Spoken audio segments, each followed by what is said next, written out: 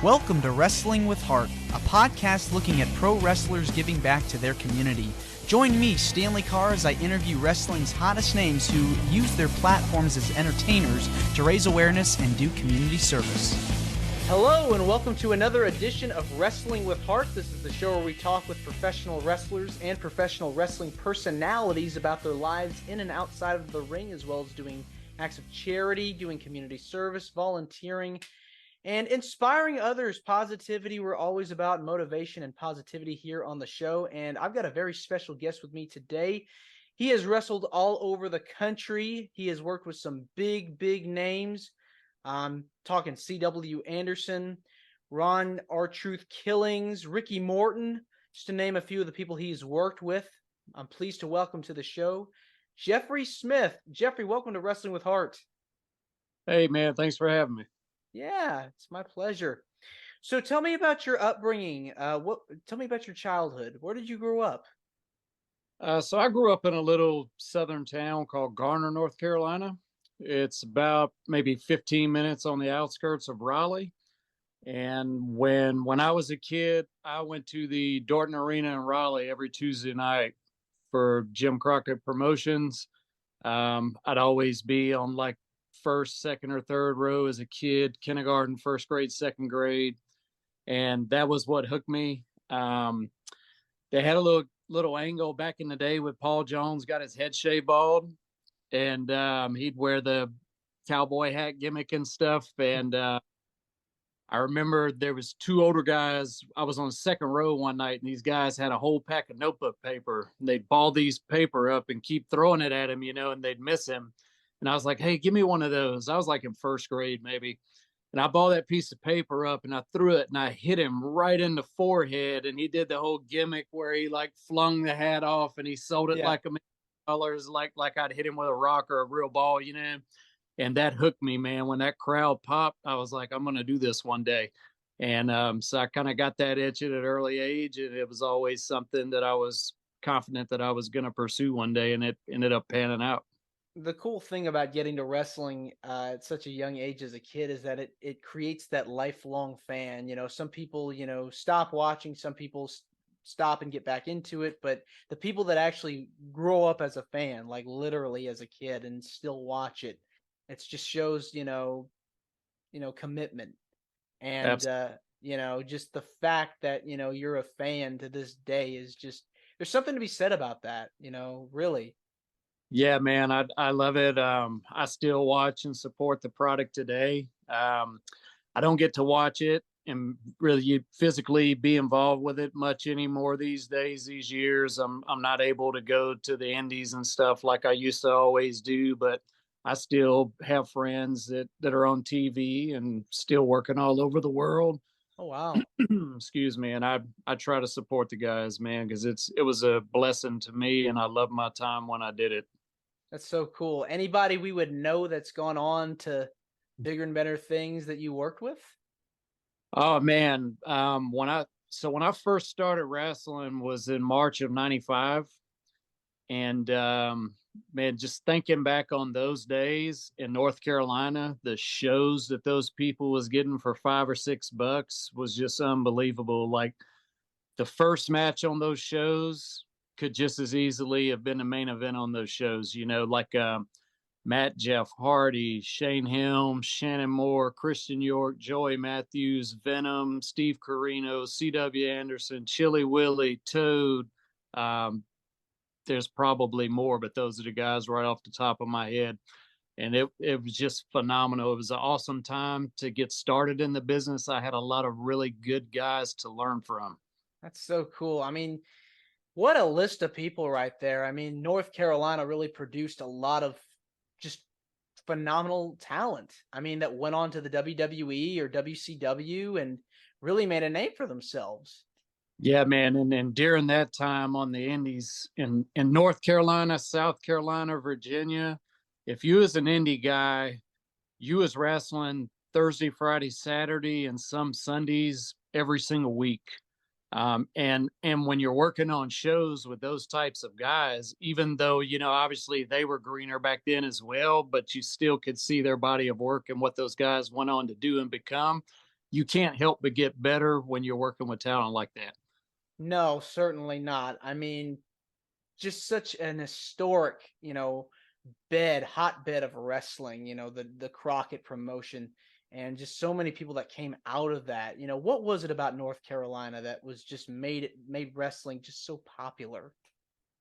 Man, it was just it's just funny that you mentioned that because like growing up as a kid and even becoming a young adult before I actually got involved with the indies, I'd never watched like WWF or any of that kind of stuff.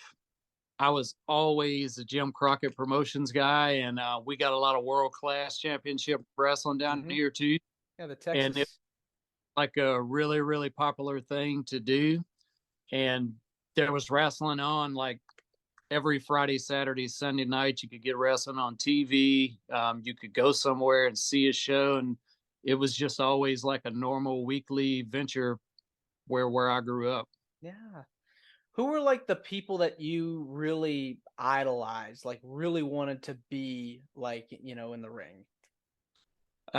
So when I was a kid, oddly enough, man, I was a huge, huge fan of Tully Blanchard and Ric Flair. I was the guy that always liked the bad guys instead of the good guys. And another story that stands out to me as a kid, at the Dorton Arena in Raleigh, you could always get there early and kind of go around to the back where all the guys come in. And the only reason I vividly remember this was because back then, if you got any of the gimmick T-shirts, they were like all black shirts, except for Nikita Koloff. His little gimmick shirt was yellow, and I had one of those shirts that I got.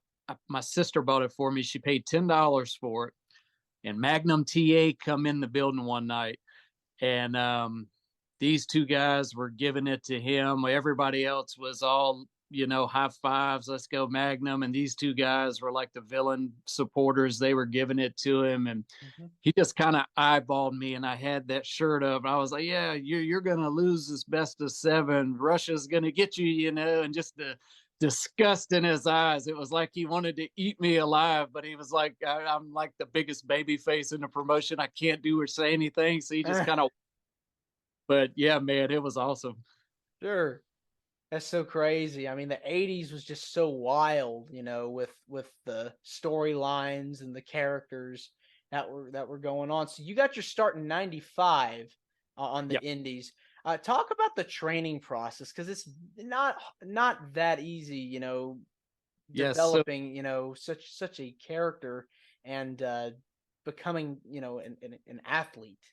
yeah. And so when I got into the business, it wasn't like it is now. Um, I got trained in a barn about a half a mile off the highway on a Pender nursery farm in Four Oaks, North Carolina. There was no electricity in the barn. The roof leaked.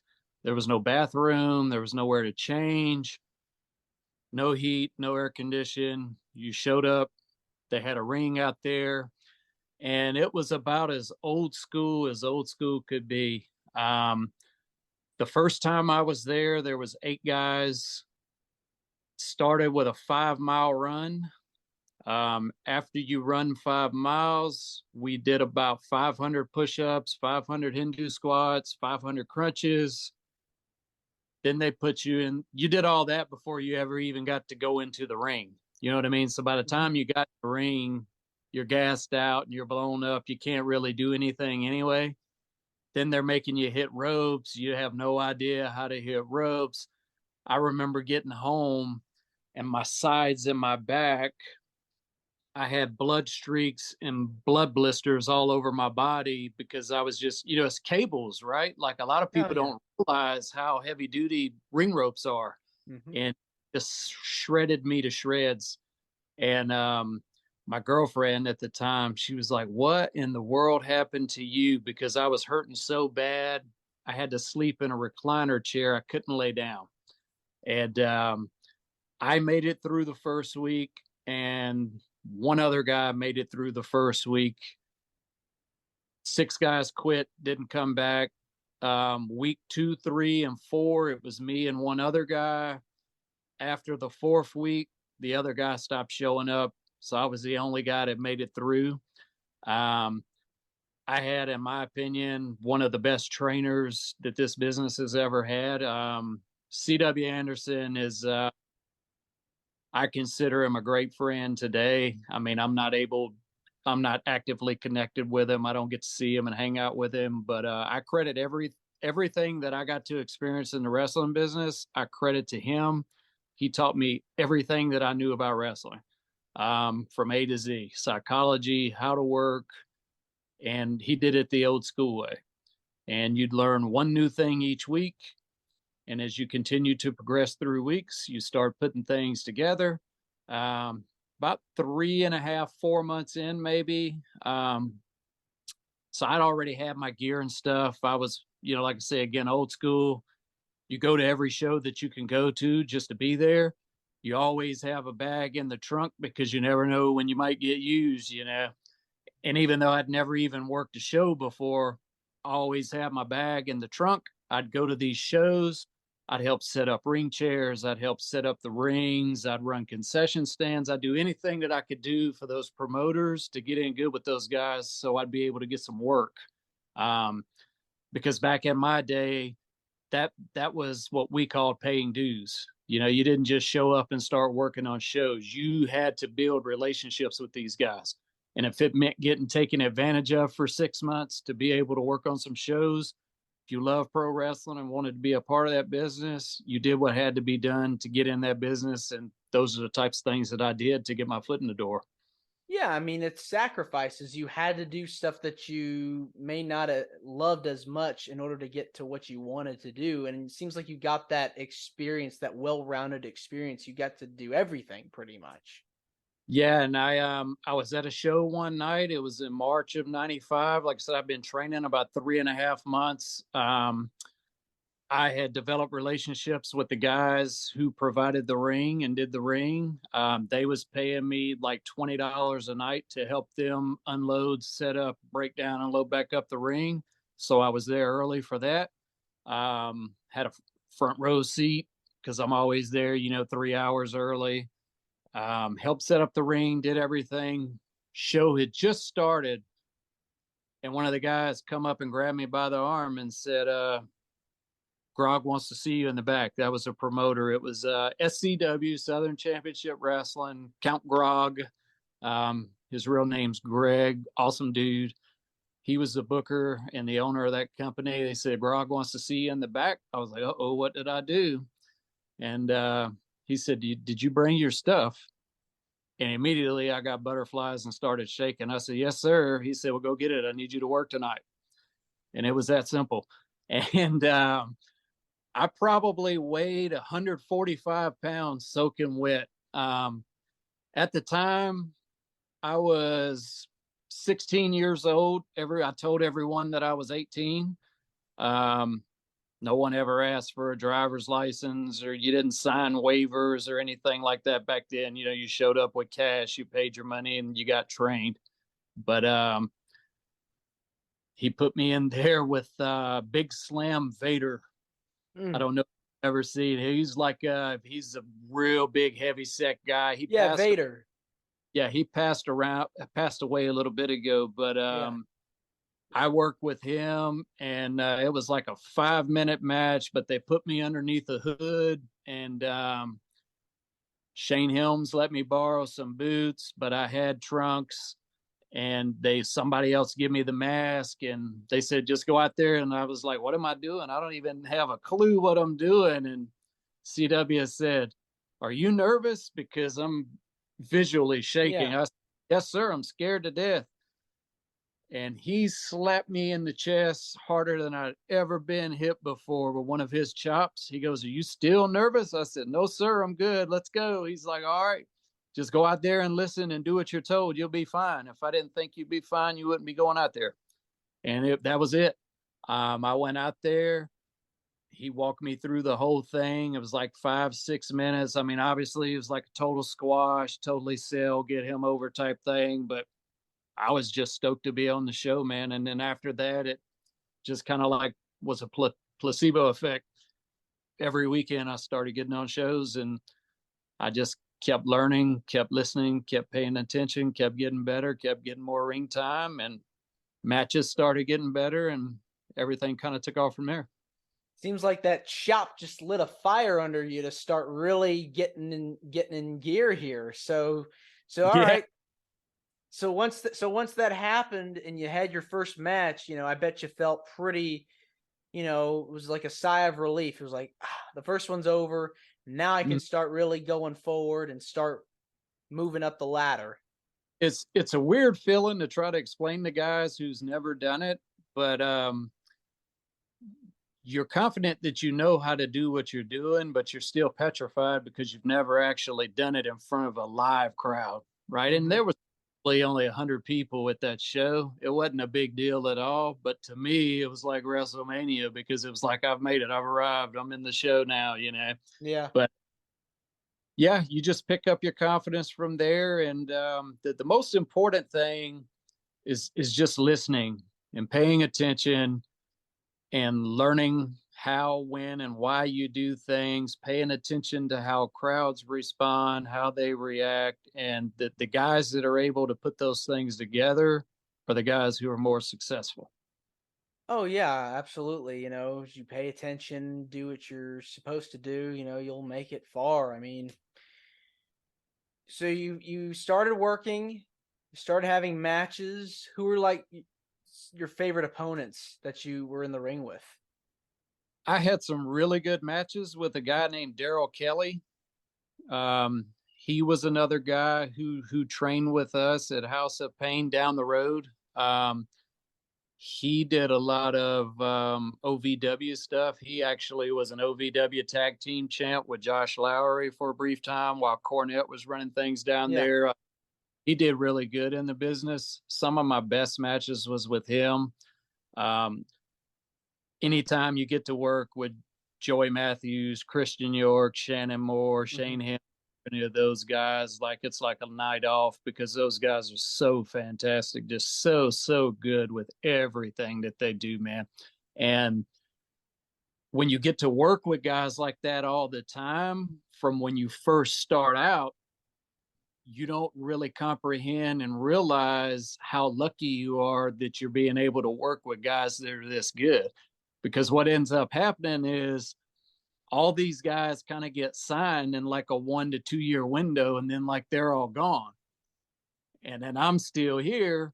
And then all these other guys that are coming in and they're all green and they're not good and the matches are horrible. And you figure out then, man, I really had something good going here and I didn't realize it till it was over with.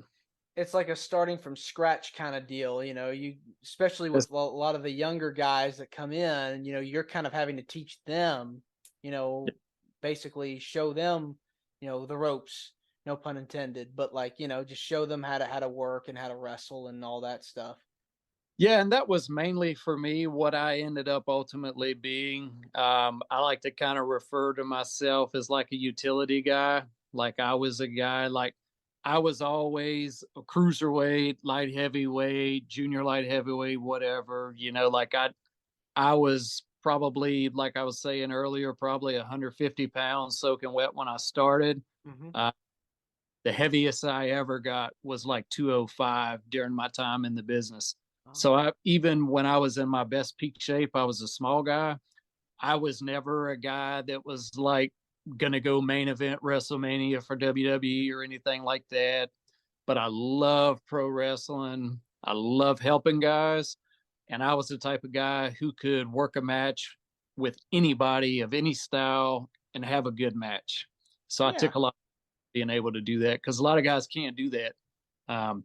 You'll have a lot of guys who can get over and have really good matches if they're working with someone who can help them have a good match. But when they get in there with somebody who's a little greener or doesn't know how to lead a match, they get exposed real easy. So it's always prideful that I kept myself out of those situations because I knew how to get through it. Yeah, being a smaller guy, that period like the 90s and early 2000s, that was a big time for like the cruiserweight division. WCW had, a stacked roster, and the WWE had like a light heavyweight division. I mean, that was just a hot time in the business. Did you watch a lot of that stuff? Did you take anything away from that time period? I did. I did. Because again, like when I was starting 95, kind of going into 96, you didn't see the cruiserweight guys. It was still a big man's business. So like there was maybe a handful of guys that was our size. Um, but then WCW kicked it up a notch. Then WWF, WWE did the same thing. Then you started seeing these guys come from all over the world. And it's like, oh man, there are guys my size that's on like a completely different level. Man, I wish I could go work with those guys, right? Um, I did ultimately have an opportunity to go to the power plant towards the end, but it never happened because the company got sold. So I never actually went to the power plant. I got booked by WWE twice, but I never got used either time. Really? They they had us on I believe it was going to be Richmond, Virginia on a Monday night and Hershey, Pennsylvania on a Tuesday night. And North Carolina got the worst snowstorm that they've ever had on history. I used to could leave home and get to Virginia state line in like an hour to an hour, 15 minutes. We started heading towards Richmond that night. We drove 23 hours and was still 30 miles from the Virginia state line. That's how horrible it was. We had over 28 inches of snow and ice, and we're in a little Honda Civic trying to drive in it, and it was horrible. They called Pritchard and was like, "Hey, look, man, like this isn't gonna happen. We're not gonna make it. I'm sorry, we just can't get there. Oh, don't worry about it. Go home. We'll get you back down again." Never heard from anybody again. So I guess I kind of burned the bridge there by not being able to make it to a show, but it was completely out of my hands. Oh man, I'm so sorry. That would have been that would have been cool to see you on big time television like that. Yeah, Especially. I have had something like that for, like to show my kids now, especially now that my kids is all grown except for one. Like at the time, I had like 5 kids in 5 different size diapers. I'm working 50, 60 hours a week at my full-time job, and then I'm gone Thursday, Friday, Saturday, and Sunday wrestling. So I'd have loved to have had more because, back then they had like ginormous handheld cameras that you could do like VHS tapes on and stuff. And I've got shows boxed up from there that I'm going to get on DVD one day, but didn't never quite get to the mainstream TV like I wanted to. But looking back on it, man, I wouldn't have changed anything. I had a blast. I loved it. My personal favorite was Ricky Morton. Um, Really? and, and probably part of that is because I grew up watching him. I grew up idolizing him. Um, you know, you could not be in my area in the mid 1980s when those guys come to a building, to a ring, and not get goosebumps on your arms at the reception and the roar of the crowds that these guys drew. And when I got the third match I ever had in the business was against Ricky Morton. That was so lucky because he was supposed to work Buddy Landell that night, and good old Bud Rowe didn't show up. Oh, And really? Oh man. but I was actually booked on the show, but I wasn't booked to work with Ricky, obviously. Yeah. But they was just kind of like, "Who do you want to work with?" It just kind of looked at me, kind of give me the up down. He was like, "What's this kid doing? Who's he working with? Give me him tonight." I was like, "Yes, sir. Whatever you want to do." And he said, "Do you know how to work, son?" And I said, "Yes, sir." He was like, "No, I don't. I don't care if you know how to entertain. Like, are you a professional wrestler? Do you know how to work?" I said, "Yes, sir." He said, "Who trained you?" And I told him, and he goes, "Oh, okay. Yeah, you'll be fine." And this was a local company that had some local Fox Sports gimmick TV deal with or something. And Ricky was on commentary for the company on the shows. He was like, "All right, we're going to go about 7 minutes. I'll see you out there. Here's the finish. I'll see you out there." I was like scared to death again, right? My third match. no clue what I'm doing. Like I'm working with a legend. It's like, oh my gosh, if I go out here and blow this or stink this place up, I'm never going to get booked again.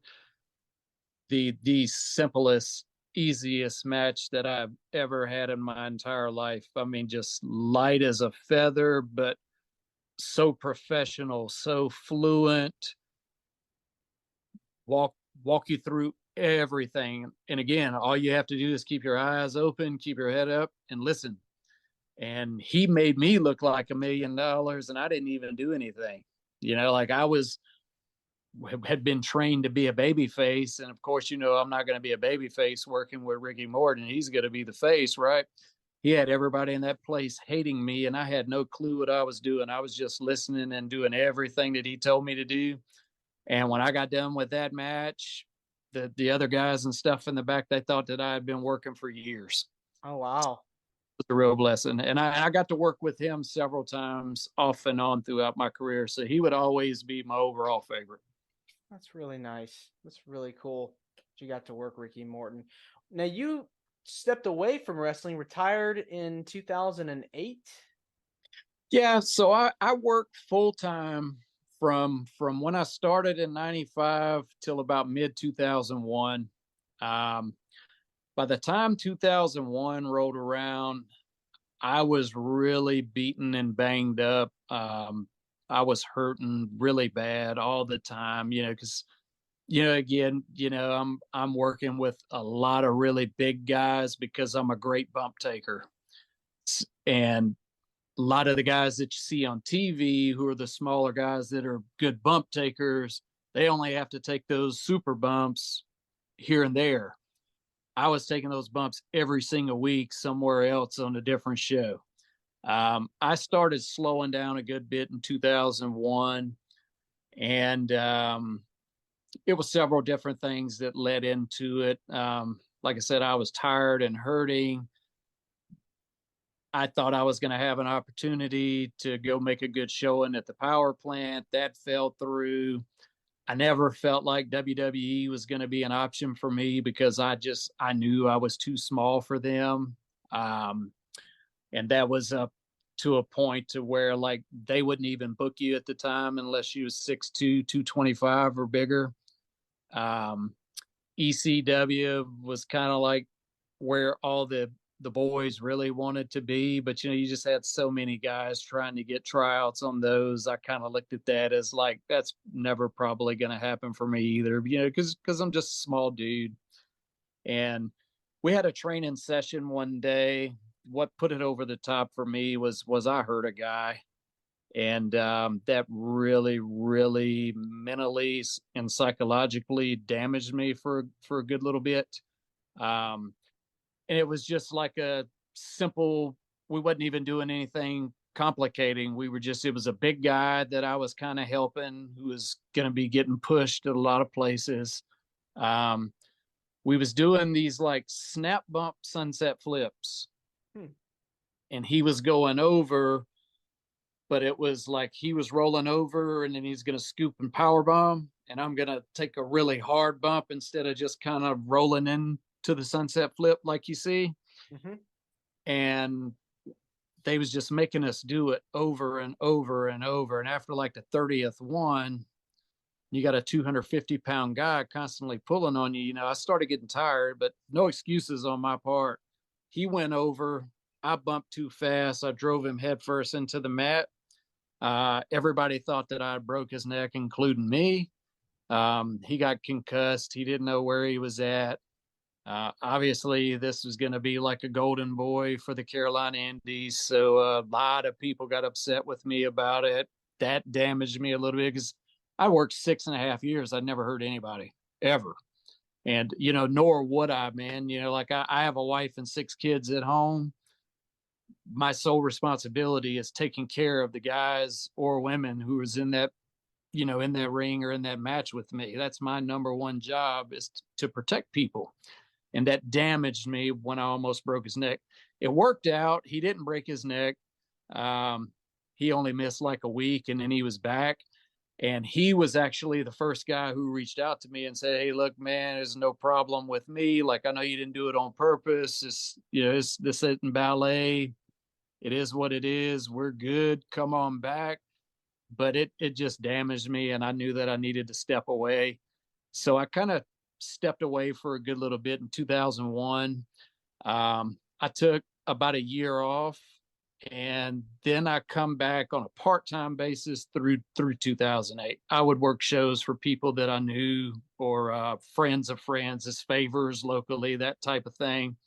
But I only worked full-time 95 to 01. Wow.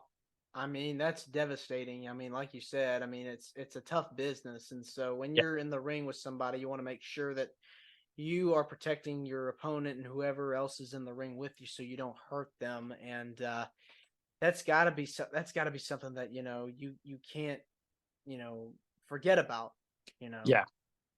Yeah, and a bigger thing for me was, it's hard to explain, but it's like psychologically, I didn't want to disappoint any of the boys. You know what I mean? I didn't want to upset any of the boys. I was worried about their opinions of me. Um, because I was the type of guy, I got along with everybody. Like, I'd never had anybody talk bad or ugly at me. No one ever took liberties on me. And I saw a lot of guys get roughed up and beat up in my day, because back then it was still kind of, Mm-hmm. if somebody gets some heat, they'll get you out there in the ring, and they'll whip you pretty good. I saw a few different guys get hurt pretty good like that. But yeah, man, it just kind of, it made me fearful that I would hurt someone. And one of the first things that CW taught me was, if you're scared, don't get in here, because you are going to hurt yourself, or more importantly, somebody else. And that always stuck with me. And when that psychologically affected me, I was like, I can't do this anymore right now. I have to step away. And that's what I did. Sure. Let's kind of switch gears and talk about some of the charity work or volunteer work that you've done outside of the ring. What stuff can you tell me that you've done, organizations that you've worked with? So I do Big Brother volunteering. That's something that I've been personally taking a lot of pride in doing over the last several years. Because I also coach youth sports. I like to coach the younger kids, like the kindergarten through maybe fifth graders. I coach football, baseball, basketball. I volunteer and coach all that stuff. A lot of these kids, especially the kids in the Big Brother program, some of these kids don't have a mom or a dad in their life. And the majority of them only have a mother. They have no male influence or figure in their lives at all. So when you spend that hour with them once or twice a week, more times than not, you're the only male influence in that kid's life. Um, so I take great pride in that, because I grew up without my father being present. Um, Wow. Now, full discretion, I have like an awesome relationship with my father now. But my father was like in the Vietnam War. He become a really bad alcoholic when he got home, and he just kind of lived like a hermit and isolated himself from everyone. So he was not present. Even though he was there, he was never really there. And I was raised by my grandmother and my aunt. So my mom or dad wasn't in home. And as I continued to age and grow up, I realized how that affected me. So I use these types of programs with that mindset of kind of having an understanding of where a lot of these kids are. So I try to kind of fill that void as best as I can. I'm not trying to be anybody's dad, but I'm just trying to be a positive influence on these kids and let them know, things that they can achieve and do if they stay committed and don't break rules. And so, yeah, How did you hear about Big Brother? I heard about that through church. Um, I a lot like a lot of ex pro wrestlers tend to do.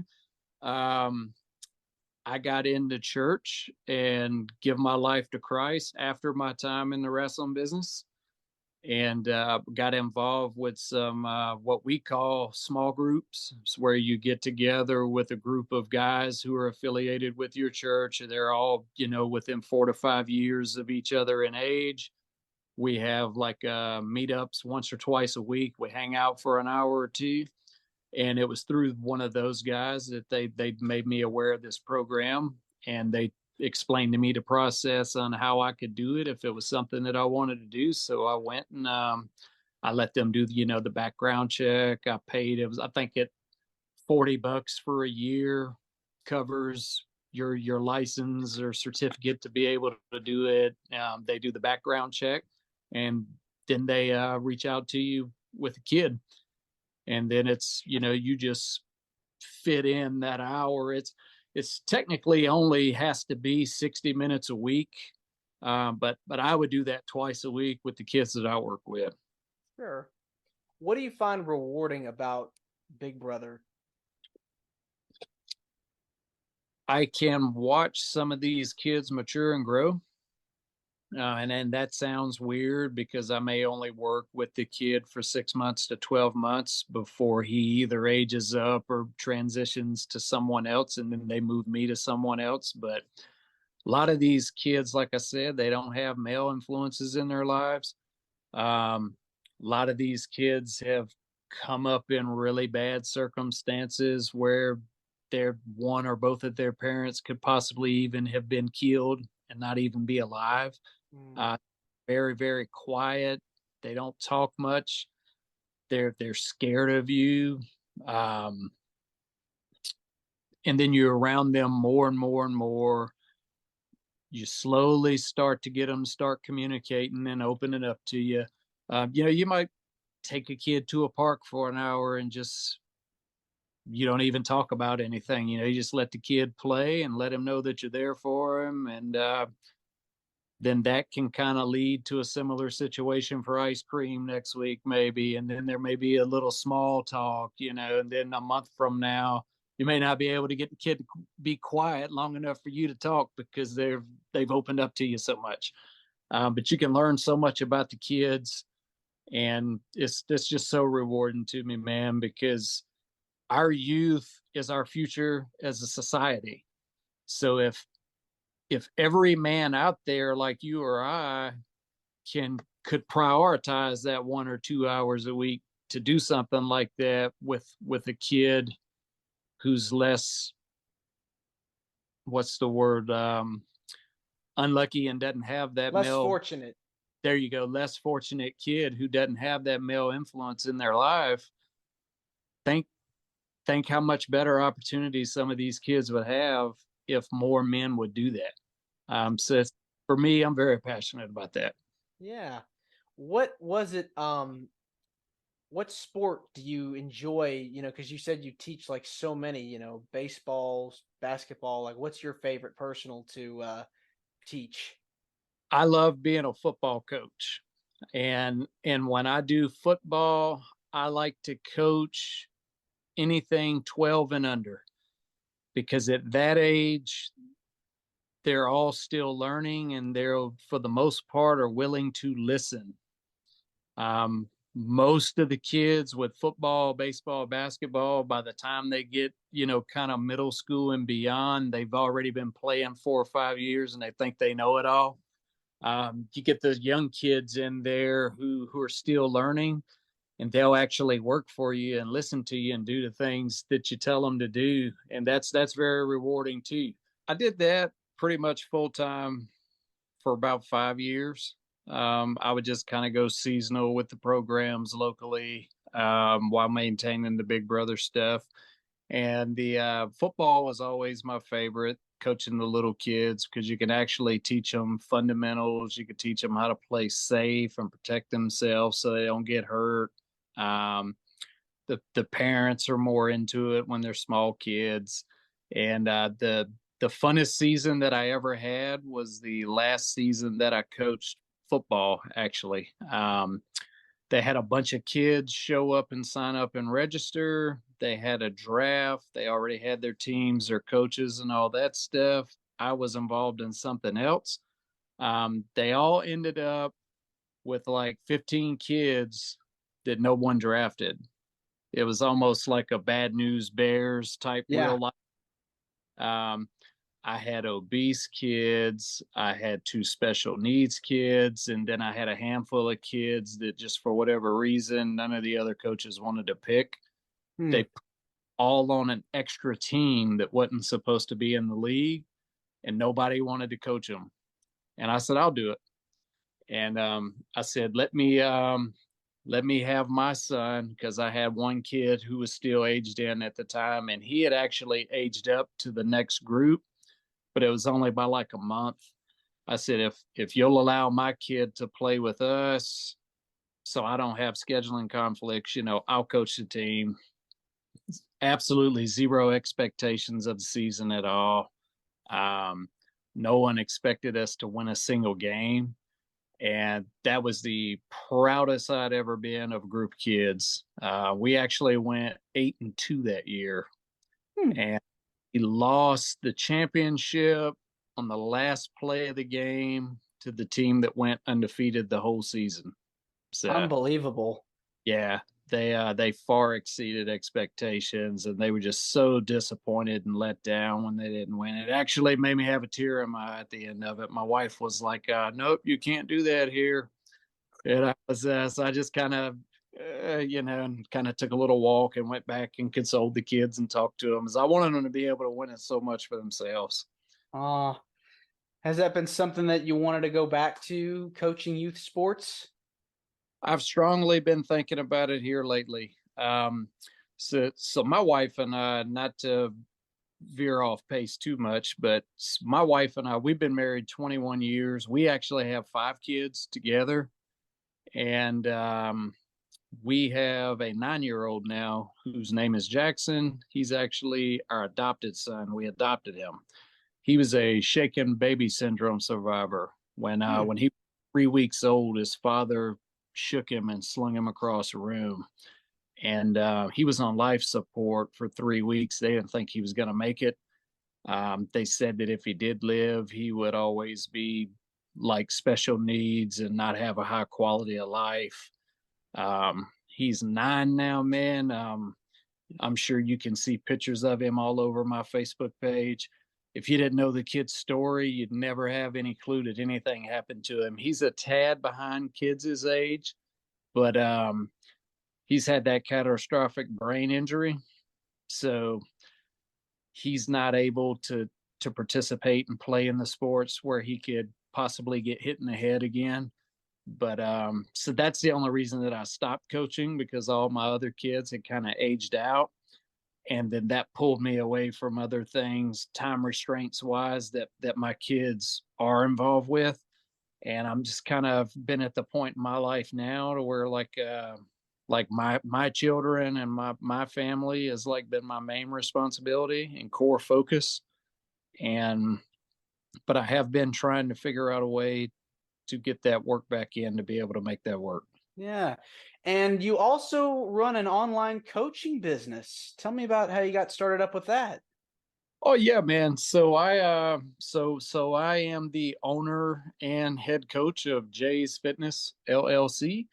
Um, that is my online fitness and nutrition business. Obviously, being in the pro wrestling business and being an athlete for years before that, I was always a guy who was in the gym and in good shape. Um, I've been a certified CPT and certified nutritionist for about 7 years now. And about 3 years ago, I decided to start my own business. And then about almost a year ago now, I went full time with my business strictly online, because it allows me to reach more men and women worldwide. I specialize in helping guys and women lose up to 30 pounds of fat in 16 weeks or less with my metabolic reset method. It's a customized system that I've personally used myself. I've helped hundreds of men and women transform their lives, and the goal of my program the sales point for me is I will always be the last fitness coach or last online coach that you will ever have to hire. I help people obtain their leanest and most muscular physique possible. Oh, wow. That's so And cool. yes, I have my own customized branded app that all my clients get to use. And everything from me with them is one on one. It will all be in that app. They get their customized training plan, customized nutrition, diet, supplementation, daily step counts, the whole 9 yards. And then all of my clients, as a perk, they get direct access to me personally 24/7. So everybody gets my number. So if they have a question or a problem, all they have to do is reach out to me straight away, get real time response. Most coaches, you pay them money, they give you a program, you get one check in a week. If you have a question on Monday and your check ins on Sunday, you're waiting over a week to hear back. It's not like that with me. You get same day real time response. So it's pretty cool, man. Yeah. It's just another layer and another area for me to help people become better versions of themselves, to reach their full potential, which is kind of something that I'm really passionate about. If you haven't been able to figure that out over the last hour, Yes, definitely. when you grow up without a mother or father present in your life, you don't understand why. It really, it really does something to kids, and they think that it's something wrong with them. hmm And I battled that and had issues with that probably up until as recently as like 10 years ago. I had issues with that. Really? And finally able to get to a point to where I worked through that, man. Yeah. Uh, my wife tried to get me to get a therapist for years, and I'm like, therapist? Like, oh, wait a minute. There's nothing wrong with me. I don't need a therapist. And then I finally did it. And that, out of everything that I've ever done in my life, outside of being a dad and a husband, hiring a therapist was the absolute best decision that I personally ever made for myself. Um, I had one session a week for 2.5 years straight, and I found out things about myself that I had no clue I was allowing to bother me, and all that kind of stuff. We worked through all that. I won't get on a tangent about that, but I highly recommend guys do that if they feel like they need it. There's absolutely nothing wrong with it. It actually takes a really strong guy to admit that they need that for themselves and to commit to doing it and doing it. But if that's you, if you're listening, do that. You won't regret doing that. No, absolutely. I think having a therapist around can definitely help save a lot of people's Yes, lives and help with the mental well-being, because mental health is definitely a subject that a lot of people are talking about today. So definitely a good tool. Uh, no doubt about that. yes, sir. Sure is. Yeah. Well, Jeffrey, this has been great getting to talk to you. It means a lot to me and the listeners and viewers. Where can people find you on social media? Yeah, man. Thanks. So anybody can look me up on Facebook under Jeffrey Smith. There'll be a big banner on my wall that you'll know it's me because it immediately identifies that it's a business page. You can find me on Instagram at Jays_fitness. Um, TikTok is Jay's Fitness. Pretty much every other social media channel outside of Facebook, you can find me as Jay's Fitness. And you can Awesome. email me at jaysfitness@gmail.com. You don't have to hire me if you have any questions revolving around fitness, nutrition, supplementation. I love connecting with people, talking. I'm more than happy to answer and help any way I can. Reach out. Definitely. Hey, thank you again. You're more than welcome to come back on the show. Hey, thank you, man. I really appreciate you having me, man. I really enjoyed this. And I love you. Awesome. What was that? I said I love the show. I'm a big fan. I've kind of gotten hooked on watching the episodes on YouTube. Oh, awesome. Yeah, Thank you. I'm almost caught up. Not quite yet there to.